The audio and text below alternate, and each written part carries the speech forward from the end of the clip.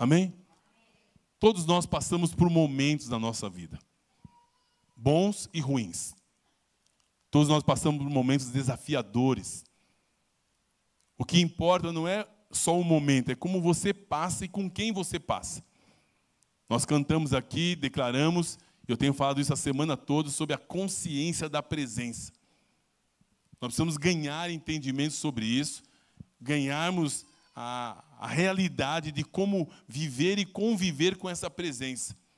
E aí o desafio para o nosso coração hoje aqui, um novo tema que nós estamos lançando no mês de outubro, é nós não sermos sabotados, né?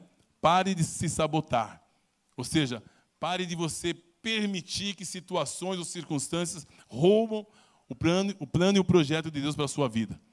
Ou seja, muitas vezes nós permitimos que situações aconteçam na nossa vida para nos paralisar e para nos sabotar. Então eu quero, nessa noite aqui, pedir a graça do Pai para ler alguns textos para você e que você possa, na simplicidade dessa palavra, poder entender como Jesus era tão claro que as pessoas às vezes não entendiam a clareza pelo qual ele compartilhava. Não tem segredo. Então, nós chegamos em determinado momento da nossa vida e somos tomados por perguntas, questionamentos. Será que vale a pena isso ou aquilo? Em alguns casos, vem até uma angústia, um vazio, uma dor, uma falta de sentido na nossa vida, e a gente acha que isso é que deve conduzir a nossa vida. Muito pelo contrário. É você recorrer às Escrituras e buscar palavras remas. Eu sempre estou focado em algumas palavras que o Pai já liberou para a minha vida e, consequentemente, eu procuro liberar para as pessoas. Vou dar um exemplo de Isaías 26:3, que a gente sempre cita aqui, que diz assim: tu conservarás em perfeita paz aquele cujo propósito é firme em ti. Amém? Um dos elementos que não pode faltar no meu coração, no seu coração, chama-se paz. Chama-se paz. A Bíblia diz que a paz de Cristo, ela excede a todo o nosso entendimento. Pode acontecer o que for na nossa história, na nossa vida, mas quando tem paz, é porque você está no caminho certo. Amém? Amém? A Bíblia diz, a paz de Cristo tem que ser o hábito do nosso coração. O que significa isso? Essa paz, ela é o hábito do meu coração. Essa paz me dá a convicção e a certeza de que estamos no caminho certo. Amém?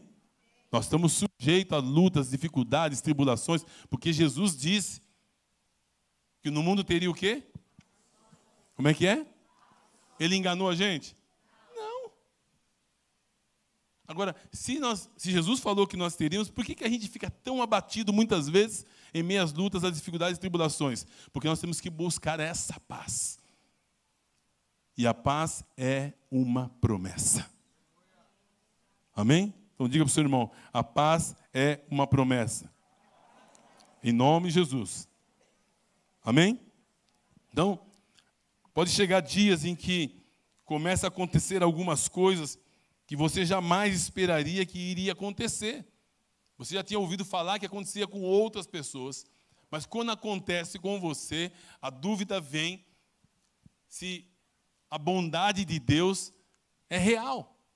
Não tenha dúvida da bondade de Deus. Amém?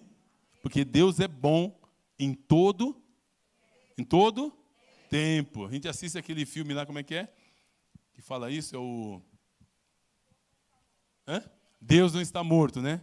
E aí depois a gente repete para todo mundo, Deus é bom, e o outro repete, em todo tempo, Deus é bom. Mas não pode ficar só na frase, nós temos que gravar isso no nosso coração. Eu quero que você veja, não estava aqui no meu esboço, mas o Salmo 107 fala exatamente sobre isso. O Salmo 107. Ele fala exatamente sobre essa questão da bondade de Deus. O que eu tenho que fazer, então? Verso 1. Deem graças a quem? Ao Senhor. Por quê? Então, em todo tempo, agradeça. Porque Ele é bom. Ele é bom. Eu ouvi o testemunho de um jovem aqui, e se Deus permitir, em algum dia ele vai fazer isso, vai dar esse testemunho dele. de ver a bondade de Deus em meio ao caos. Ver a bondade de Deus em meio às dificuldades. Ver a bondade de Deus no momento que não tem nada para contemplar em termos de bondade. É muito sério isso. Então, deem graças ao Senhor, porque Ele é bom. O seu amor dura meia hora.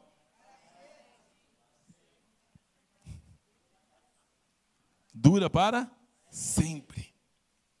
Porque nós temos que aprender a ver aonde a bondade de Deus está se manifestando, até no meio das dificuldades. Mas o segredo para isso é dar graças. Porque ensinar as pessoas, falar para as pessoas é muito fácil. Mas quando você está passando, é que o Pai está dizendo para você o seguinte, ó, eu te treinei para esse momento. Amém? Eu te treinei para você passar esse momento. Porque eu disse para você que quando você viesse, no mundo você teria o quê? Aflições. Eu acredito piamente que muitas coisas que eu passei, que eu vou passar, Deus permite eu passar para que eu possa ensinar a outros. Porque Romanos 8, 28 diz que todas as coisas... Quantas coisas? Todas. No momento a gente não entende. Mas com o passar do tempo, você começa a entender o plano e o projeto de Deus para a sua vida. Amém? Grava isso. Porque se você entender que todas as coisas cooperam para o bem e Deus é bom, então na nossa vida, como filhos amados de Deus, nada acontece por acaso. Posso ouvir amém? Não. Amém. Nada acontece por acaso. As aflições do tempo presente não dá para se comparar com a glória que ainda há de ser manifestada. No momento a gente não entende. A princípio, aquela aflição não parece de gozo, mas depois traz um peso eterno de glória. Amém? Agora, a pergunta que eu faço é, Deus é Pai? Hã? Ele é pai? Ele é seu pai? É. Você acha que Deus está brincando com você? Não. Essa é a consciência que eu tenho, como um filho amado de Deus. Que todas as coisas vão cooperar para o bem daqueles que amam a Deus. Ou seja, não é só para o meu bem. A palavra no plural. Daqueles que amam. Ou seja, quem está na minha volta e quem está na sua volta vai se beneficiar com o momento que você está vivendo. É para raciocinar mesmo, para pensar nisso. Amém? Então, tanto no momento de alegria ou de tristeza, todas as coisas vão cooperar para o seu bem. Tá bom? Então, voltando aqui. Então, às vezes coisas estranhas podem acontecer aos olhos humanos, mas há uma conspiração da parte de Deus ao seu favor. Há um agir invisível. Outra versão diz, existe um agir invisível de Deus cooperando para o nosso bem. Às vezes você não está vendo, mas tem coisas que estão acontecendo cooperando para o seu bem, a fim de que você possa viver dentro do plano e do projeto de Deus para a sua vida. Amém? Em nome de Jesus. Então, eu só estou aqui introduzindo alguns assuntos que vamos, daqui a pouco, discorrer aqui em alguns textos. Então, você começa a ver coisas que você não via antes. Às vezes você passa por situações que depois o Pai, pela sua graça e misericórdia, Ele vai apurando, vai facilitando os seus sentidos. Você reparou que tem coisas que você vê que ninguém vê? Hã? Tem ou não tem? Acontece coisas, pode passar por 100 pessoas, mas por você não passa. É verdade ou não é? Por que isso acontece? Porque o Pai coloca em você compaixão, que não colocou no outro, ou colocou num grau maior. Agora, o que eu faço com isso, pastor? Então, se o Pai colocou em você um nível de compaixão que não colocou em outros, é porque Ele quer usar a sua vida mais do que dos outros. Está claro isso? Como estão entendendo? Então, se você está vendo coisas, ou está chegando situações para você lidar, aí você fala assim, puxa, para mim só vem essas situações, então, é porque o Pai está liberando sobre você uma capacidade para lidar com essas situações. Então não dá para fugir, eu não fujo. Eu sei das coisas, quem falou também não? É isso aí, não foge não, é isso aí. Gostei dessa. Tá entendendo a brincadeira. Então, quando vem situações que você sabe que vem sempre na sua mão, o Pai vai aumentar a intensidade da capacidade de você não só entender, mas como lidar com o assunto. Amém? Alguns dizem assim, para mim só vem curva de rio.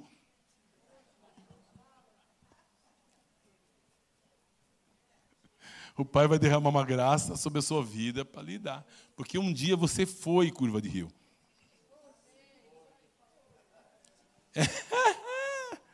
Porque parece, né?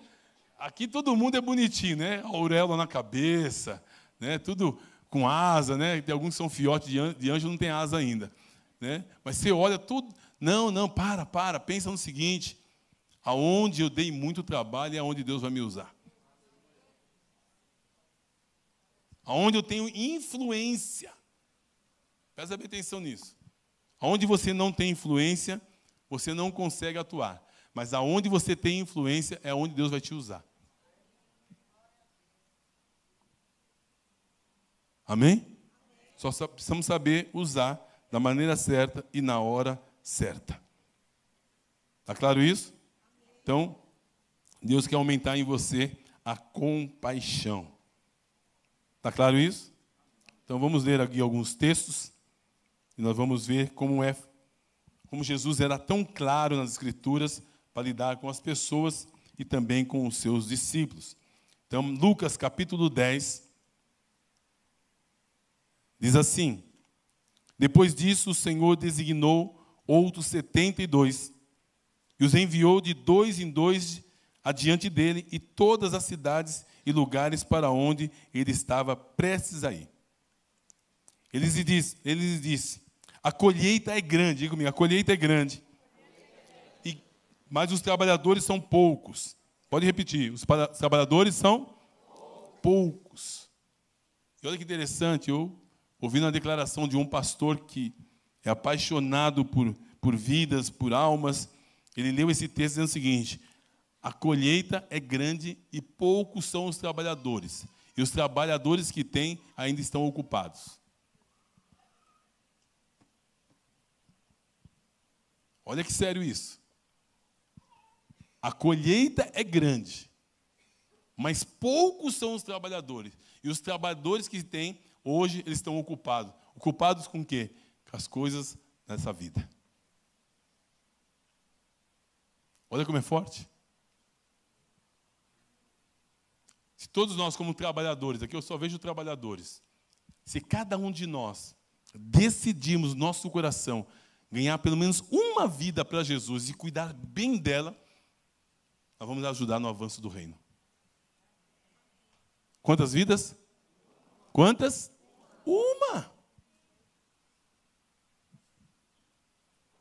A gente perde tanto tempo com tantas coisas, nós precisamos cuidar de uma vida. Escolher, pedir a Deus, Senhor, revela quem o Senhor quer que eu cuide.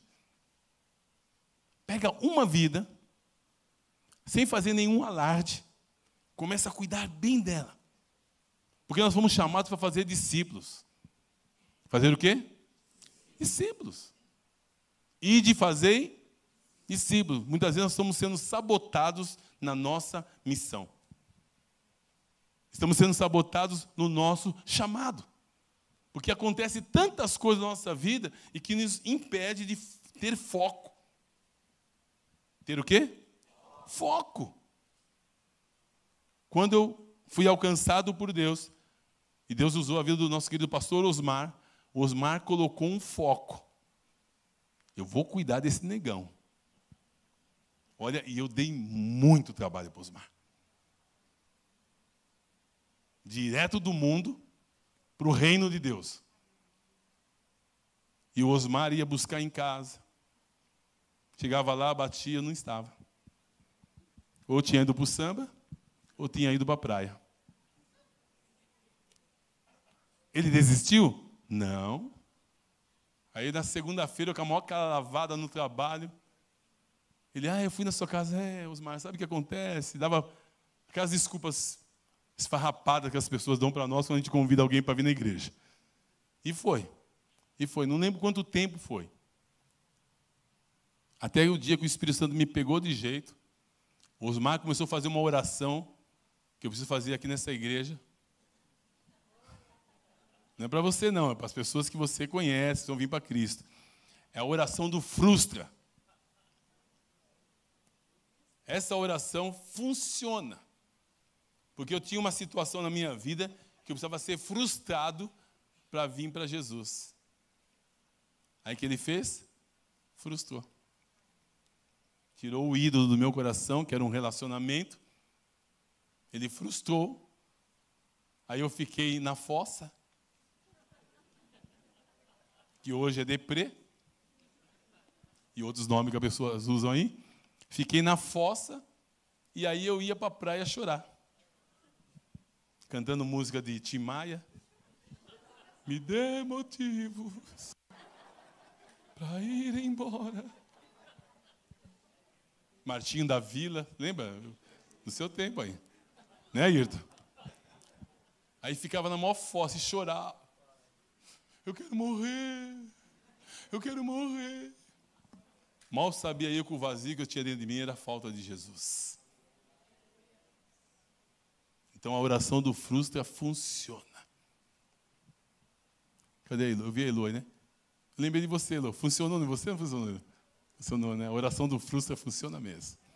As mães devem fazer para os filhos, né, que estão no caminho errado, a oração do frustra. Aí gera um vazio. Todo homem tem um vazio. E esse vazio é do tamanho de Deus. Quando ele encaixa, acabou. Amém? Amém? Encaixou, pronto, está resolvido. Aí sabe o que acontece? Os seus olhos se abrem para ver como Deus vê. Amém? E aí foi onde que eu fui introduzido no reino, feliz, não queria saber de namorada, não queria saber de nada, eu quero Jesus, estou apaixonado por Jesus. As pessoas falam, você não vai namorar? Não, eu quero casar com Jesus. Estou casado com Jesus. Falava assim, eu estava doido, fiquei alucinado. Evangelizava até poste. Eu vi um poste na rua, achando que era alguém, já abraçava e começava a falar de Jesus. Doido, fiquei doidinho por Jesus.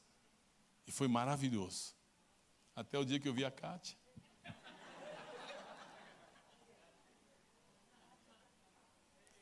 Filha da mãe. Olha lá, está lá vermelha, que nem um pimentão, tadinha. A Kátia era tão vermelha, gente, quando eu conheci, era tão branca, que quando eu comia um tomate, o tomate aparecia descendo assim, ó. Aí a convivência mudou. Deixa eu falar, porque eu estou com o microfone na mão, né? Então fica mais fácil. Mas, brincadeira à parte, a oração do frustra funciona. Amém? Amém? Porque Deus criou você com um propósito. Então, caminhando aqui, a colheita é grande, mas os trabalhadores são poucos. Peça, portanto, ao Senhor da colheita que envie trabalhadores para a sua colheita. Vão e eu os envio como cordeiros no meio de lobos. Não levem bolsa, nem saco de viagem, nem sandálias, e não saúdem ninguém pelo caminho. Quando entrarem em uma casa, digam primeiro, paz a esta casa. É o trabalho que nós vamos aprender a fazer aqui no Encontros de Paz. Nessa quinta-feira a gente vai trabalhar um material simples, muito claro, para nós entrarmos nas casas e aprendermos como chegar numa família e trabalharmos esse assunto. Então, o desafio aqui é para todas as células, inclusive dos jovens, adolescentes, que puderem estar aqui, venha, porque vai ser um tempo muito especial da gente aprender juntos como entrar nas casas e falar do amor de Jesus. Se for possível, vai me confirmar amanhã, o pastor Nadinho vai estar conosco, nos inspirando e contando as suas experiências. Nesses últimos 2 ou 3 meses, aproximadamente, o pastor Nadinho, ele começou uma célula com esse material do Lares de Paz. Ele levou essa célula a chegar a 70 pessoas. Ele multiplicou em 7. Algo incrível, que Deus tem dado para ele uma graça tremenda nessa área de multiplicação de vidas. E de uma maneira muito clara, como a Bíblia está dizendo aqui. Então, verso 5, quando entrarem em uma casa, primeiro diga, paz a esta casa. Se houver ali um homem de paz, e a paz de vocês repousará sobre ele. Caso contrário, ele voltará para vocês. Fiquem naquela casa e comam e bebam. Presta atenção, não vai no literal só daqui não, tá? A gente vai explicar para vocês depois. E bebam e ao que derem a vocês. Pois o trabalhador é digno do seu salário. Não fiquem mudando de casa em casa. Quando entrarem em uma cidade e forem bem recebidos, comam o que for posto diante de vocês. Cure os doentes que ali houver. Digam-lhe, o reino de Deus está próximo de vocês. Contudo, quando entrarem em uma cidade e não forem bem recebidos, saiam por suas ruas e digam, até a poeira da sua cidade, que se apegou aos nossos pés, sacudimos contra vocês e fiquem certos disso. O reino de Deus está próximo. O reino de Deus está próximo. Eu lhe digo que naquele dia haverá mais tolerância para Sodoma e Gomorra, para Sodoma do que para aquela cidade. Ai de você, Corazim, ai de você, Betsaida, porque se os milagres que foram realizados entre vocês tivessem ocorrido em Tiro e Sidom, que foi ocorrido em Tiro e Sidom, há muito elas teriam se arrependido, sentando em panos de saco e cinza. No juízo, porém, haverá mais tolerância para Tiro e Sidom do que para vocês. Aqui está um alerta de Deus para essa cidade. E você, Cafarnaum, será elevada até os céus? Não. Você descerá até o Hades. Quem dá ouvidos a vocês, dá ouvidos a mim. Quem rejeita vocês, me rejeitam. Quem me rejeita, também rejeita quem me enviou. Essa palavra mexeu muito com o meu coração. Olha só. Quem dá ouvidos à palavra de Deus, dá ouvido a Deus. Quem rejeita a palavra de Deus, está rejeitando o próprio Deus. É muito sério. Por isso, falar a palavra de Deus, compartilhar o evangelho com as pessoas, nós temos que levar isso muito a sério, porque tem pessoas que já estão vivendo momentos de tormento por não ouvirem a palavra de Deus. Isso é muito forte. Quando as pessoas se rejeitarem, não estão rejeitando você, a palavra que você enviou, estão rejeitando o próprio Deus. Por isso a consciência que nós temos quando nós pregamos o evangelho é muito clara. Pregar o evangelho, levar a palavra de Deus, não é brincadeira. Chama-se responsabilidade. Chama-se o quê? Porque uma palavra você pode levar alguém para o céu ou pode conduzir alguém para o inferno. A gente quase não fala do inferno, né? Mas existe. O inferno não foi feito para nós. Foi para Satanás e seus demônios. Amém? Está claro isso para você? Mas tem pessoas que, infelizmente, por opção, vão viver essa realidade. O desejo do nosso coração é pregar o evangelho para quantos? Quantos? Todos. A vontade de Deus é que todos sejam salvos. Quantos? Todos, para que venham ao arrependimento. Mas nem que venha naquele 30 segundos finais de vida, mas que venha. Amém? Nós vamos ter muita surpresa, porque teve muitas pessoas que no final da vida, eu já presenciei isso, no final da vida, a pessoa entregou a vida para Jesus.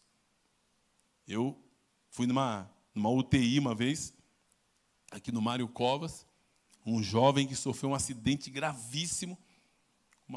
Bateu uma moto na parede. O rosto na parede. A face dele ficou toda quebrada, os ossos. E ficou em coma. E os pais pediram para ele estar lá, orando para esse jovem. Ele conhecia a palavra. E quando ele estava em coma, eu falava com ele. E as lágrimas começaram a descer.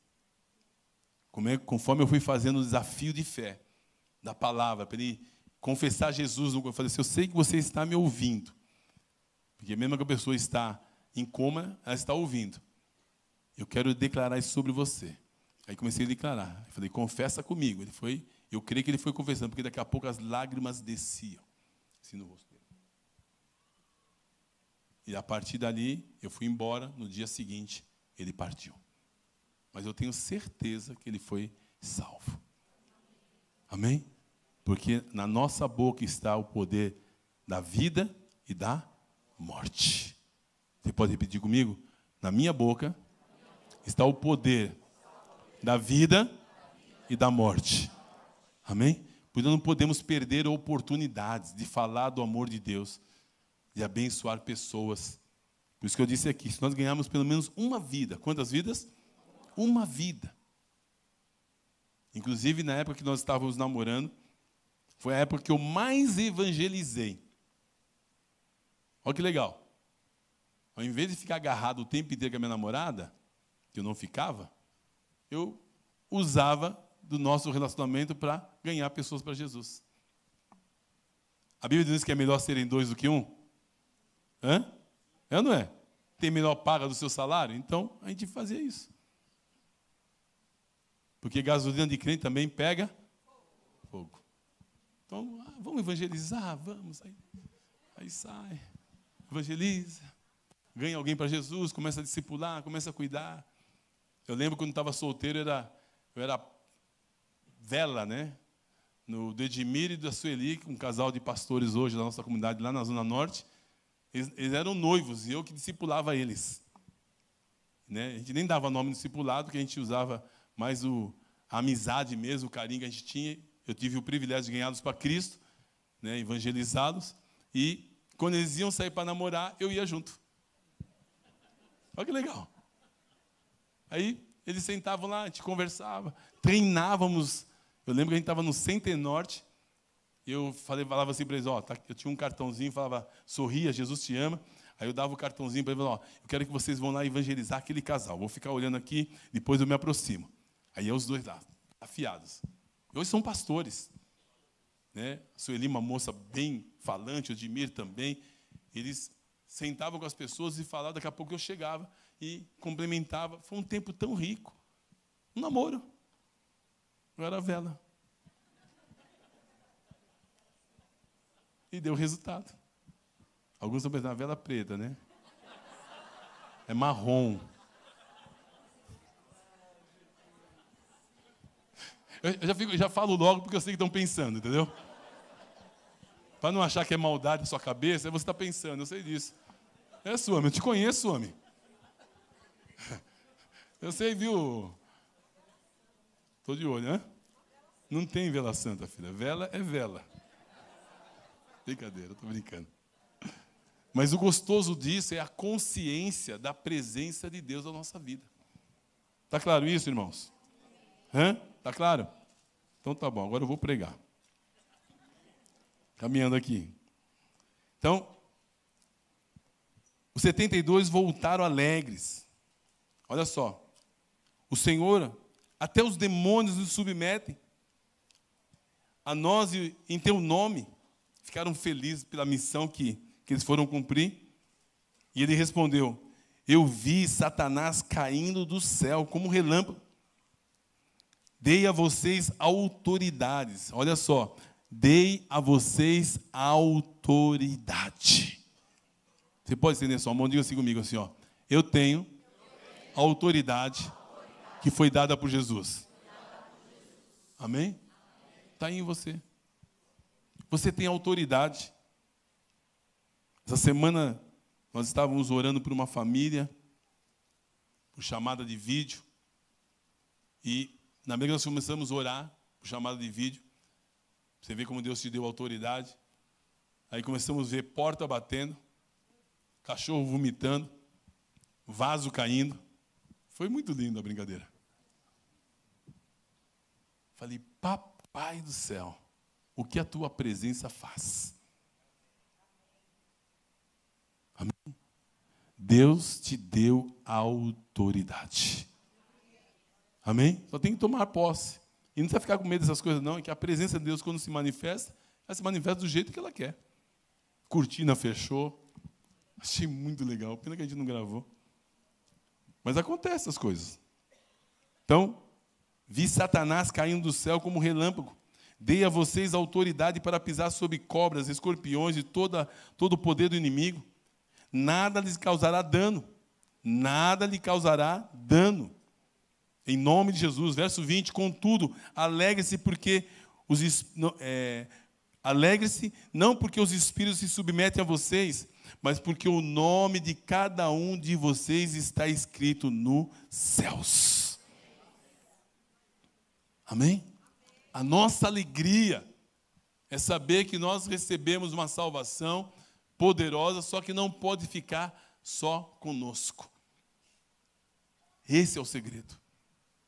Não deixe ninguém sabotar, nenhuma situação sabotar o seu chamado, a sua missão. A despeito de qualquer situação ou circunstância que você esteja vivendo, o Senhor está com você. E Ele liberou sobre você autoridade, liberou sobre você graça, sabedoria, discernimento. O que eu e você precisamos fazer é se levantar na autoridade do nome de Jesus e exercer pela fé. Pela fé. Amém? Porque quando você ganha essa consciência, eu lembro da palavra da justiça, você está revestido de autoridade, de ousadia e de fé.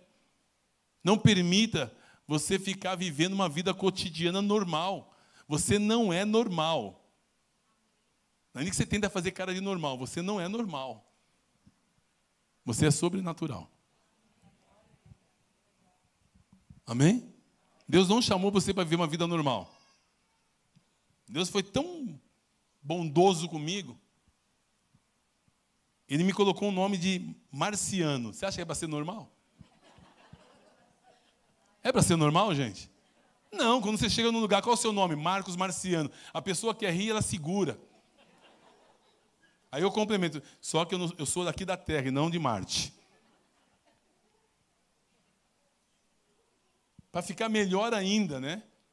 Eu gosto de lembrar disso, né? Aí ele me dá uns dedos do pé tudo grudado. Para eu andar na praia e a Kátia saber por onde eu andei. Vai marcando o ponto. Não é normal. É normal? Não. Então pega aquilo que não é normal em você e se transforma em sobrenatural. Amém? Em nome de Jesus. Eu sei que há uma autoridade que Deus já liberou sobre você. Caminhando, verso 23. Então, ele se voltou para os seus discípulos e lhe disse, em particular, bem-aventurados os olhos que veem o que vocês veem. Eu quero dizer em particular para você aqui, para aqueles que estão na internet. Bem-aventurados são vocês que veem coisas que outros não estão vendo. Vocês veem milagres. Vocês veem manifestação do poder de Deus. Você vê pessoas sendo curadas, libertas, transformadas. Muitas pessoas gostariam de ver o que você está vendo. Transforme isso em testemunhos. Usa o livro Sem Limites para que pessoas sejam abençoadas. Esses dias eu até postei no meu stories, vendo aquele moço, Wagner, que fez 1 ano que foi liberto das drogas, do álcool, pregando, ministrando louvor e palavra numa igreja. Tem preço isso? Não. Os seus olhos têm visto. Agora, não pare de falar o que os seus olhos têm visto. Amém?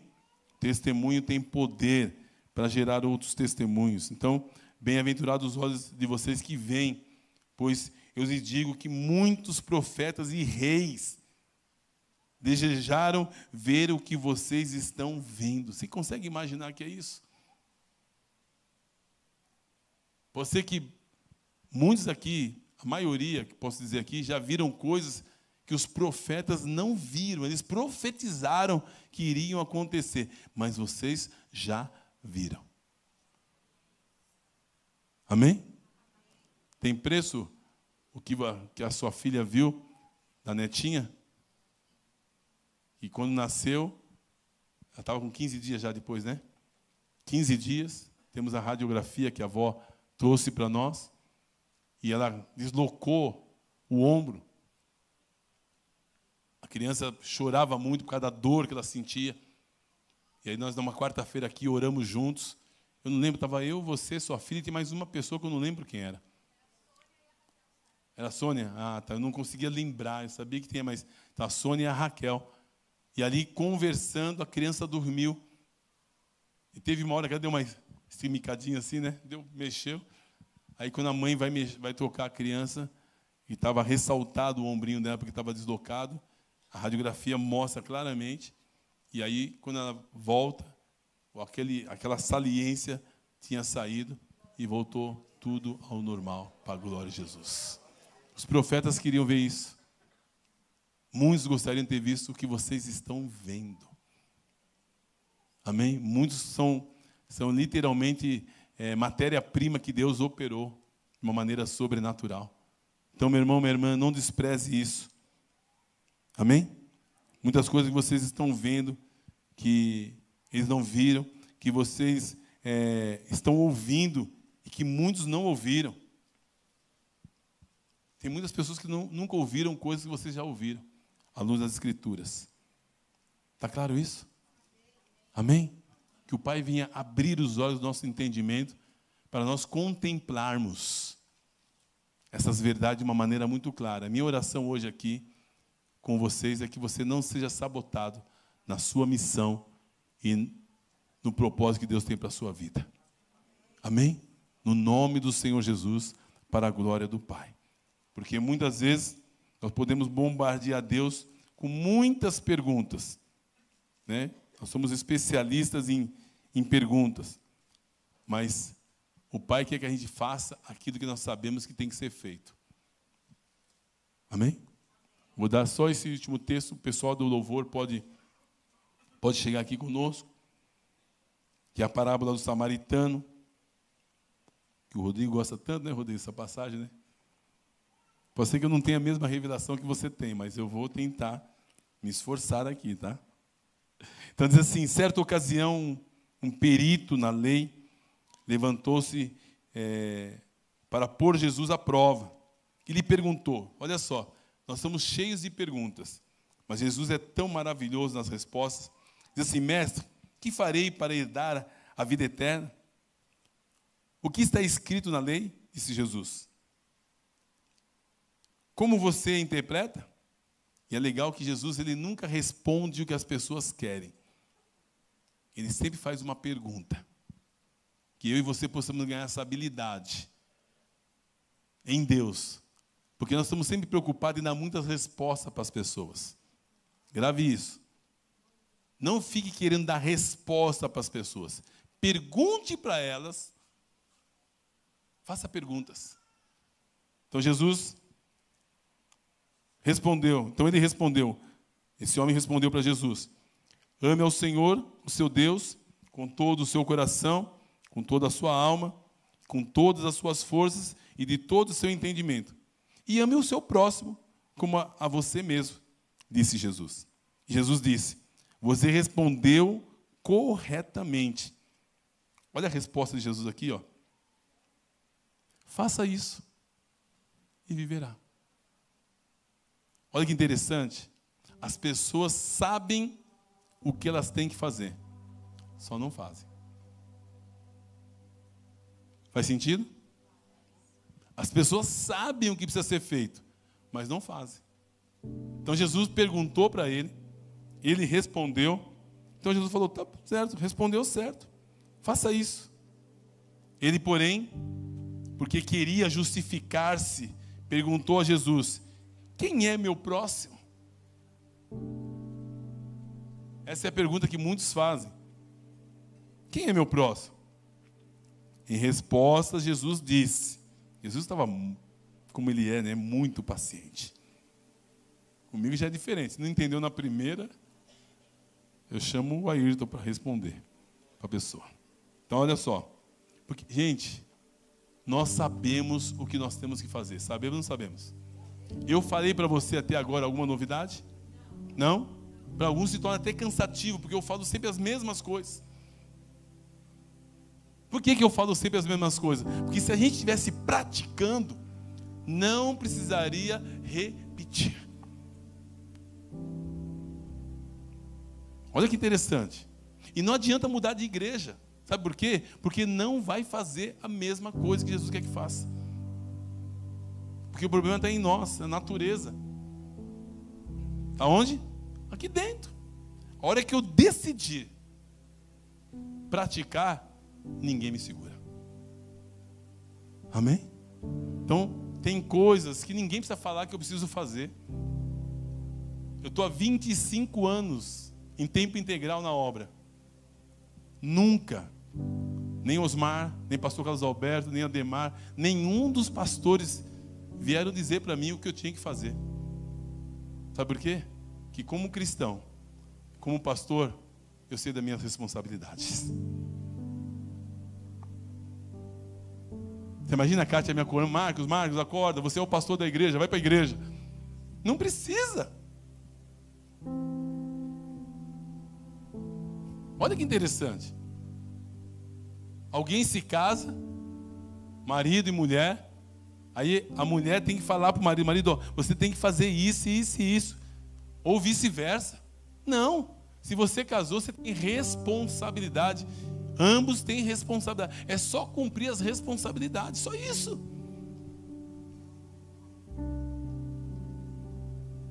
Você viu algum filho cobrando o pai e a mãe? Vai ter comida amanhã? É assim que os bebês falam? Não. No mínimo que ele faz, ele chora. Já põe na boca, já falou.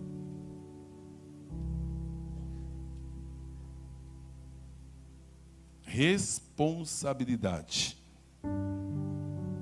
Está claro isso? Então, tem coisa que não precisa explicar. Então, Jesus, com toda a sua paciência, diz assim para o homem. Um homem descia para Jerusalém, para Jericó. E quando caiu nas mãos de assaltantes, lhes tiraram as roupas e espancaram. E se foram, deixando quase morto. Coincidentemente, um sacerdote descia. Eu fiquei até imaginando a cena, ele descendo, cantando, adorando, falando em línguas. Por aquela estrada. Tendo visto o homem, o que ele fez?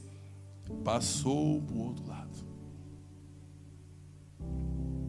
De igual modo, um levita, né, adorando, ligando para os irmãos, que música vai ser hoje? Manda a playlist. Cadê? Olha só. Um levita, né, que é um adorador, quando chegou ao lugar, o viu, passou pelo outro lado. Mas um samaritano, estando de viagem, chegou aonde se encontrava o homem. E quando o viu, teve o quê? Piedade, compaixão. E se aproximou e enfaixou as feridas. Depois de derramar vinho e óleo nelas, então colocou sobre o seu próprio animal e levou para uma hospedaria e cuidou dele. Olha só que interessante isso. Para o meu coração, para o seu coração. Não transfira a sua responsabilidade. Que é o que normalmente a gente faz. Ah, se o meu líder estivesse aqui. Ah, eu vou levar para fulano de tal cuidar. Não. Ele não transferiu responsabilidade. Ele foi excelente no cuidado.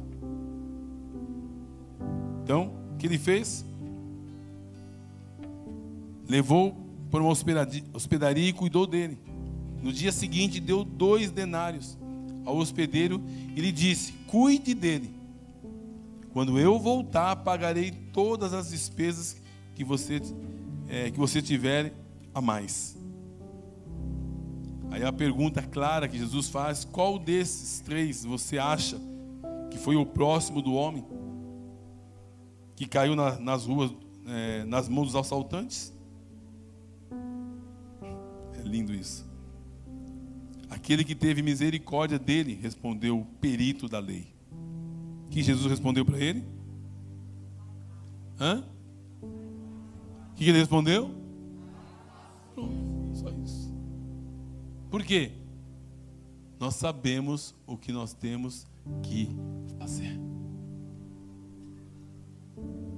Sabemos ou não sabemos? Só temos que fazer. Se apareceu na sua frente, não terceirize.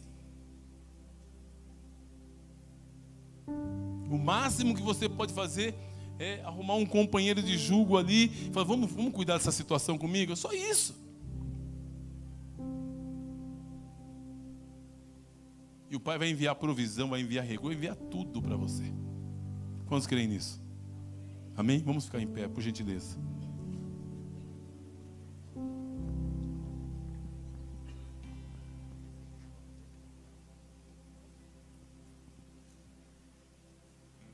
Não sabote a sua missão. Não queira cuidar de muita gente. Cuida pelo menos de uma pessoa. Quantas pessoas? Uma. Esse é o desafio para o meu coração. Cuidar pelo menos de uma pessoa. Hoje de manhã, orando por uma família aqui. Hoje de manhã, uma pessoa que Deus me deu o privilégio de ganhar para Cristo. Aí na padaria Kennedy, quando eu frequentava a padaria Kennedy, uma pessoa trouxe toda a sua família. Estão conosco. Uma pessoa. O Pai vai dar para você uma pessoa. Quantos querem cuidar pelo menos de uma pessoa? Deixa eu ver. Pode levantar a mão. Uma pessoa. E nós vamos aprender junto como cuidar dessa uma pessoa. Quantas pessoas? Uma. Vai vir nome, vai vir até o CPF da pessoa, se Deus mandar. Mas você vai cuidar pelo menos de uma. Uma amiga, uma vizinha. É uma vida.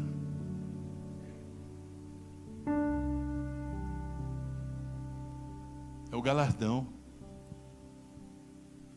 Amém? Pastor, eu não tenho jeito. Não precisa ter jeito não. É só você ganhar no coração o desejo de cuidar de uma pessoa. E o Pai vai te dar. Por exemplo, se cada um de nós ganharmos uma pessoa, daqui a um mês, nós vamos batizar 200 pessoas. Olha, uma pessoa. É só se dedicar. A pessoa vai falar assim, eu não aguento mais, eu vou ter que ir para a igreja só por causa dessa pessoa, eu vou. Por causa que o amor constrange. O amor